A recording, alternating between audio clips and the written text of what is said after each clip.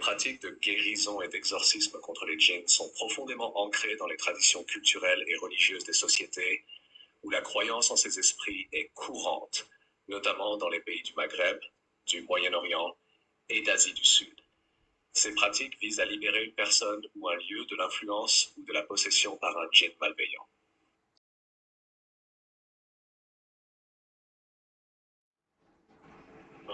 La ruqya.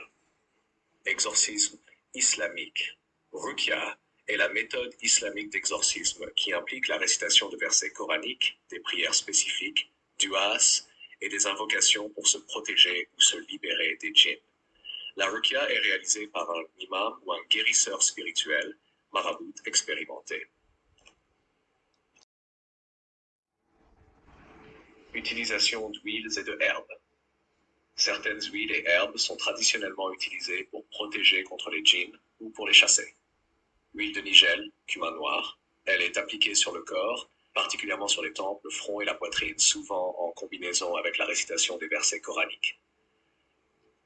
Herbe, rue, utilisée pour purifier un espace en la brûlant comme encens. L'odeur est censée repousser les djinns. En brûler de l'encens comme le brûler de l'encens. Et talisman. Les amulettes et les talismans jouent un rôle important dans la protection contre les djinns. Elles sont souvent préparées par des marabouts, des guérisseurs et contiennent des versets coraniques, des prières ou des symboles sacrés.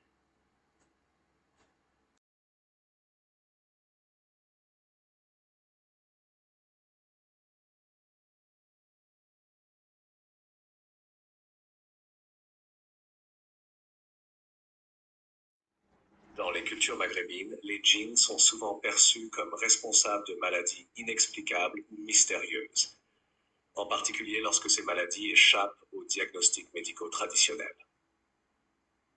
Ces explications surnaturelles des maladies attribuées aux djinns reposent sur des croyances profondément enracinées dans la tradition islamique, les pratiques culturelles locales et les récits populaires. Rituel de fumigation Bakour. La fumigation avec des herbes et des résines spécifiques est une méthode courante pour purifier un espace ou une personne. Marabout. Ces guérisseurs utilisent une combinaison de pratiques religieuses et magiques pour diagnostiquer et traiter les cas de possession. Ils peuvent préparer des potions, réaliser des sacrifices symboliques ou prescrire des rituels spécifiques. 6. Jeûne et prière. Le jeûne est parfois recommandé comme un moyen de purification et de renforcement spirituel pour se protéger contre les djinns. Prière. Une pratique rigoureuse des prières quotidiennes, salat, combinée à des prières spécifiques pour la protection, est également conseillée. Des rituels. En prévention, on recommande de réciter quotidiennement certains versets du Coran, de maintenir une pureté spirituelle et physique, et d'éviter les lieux connus pour être hantés par les djinns, notamment les ruines, les cimetières et les endroits isolés. 8. Bain purificateur. Bain.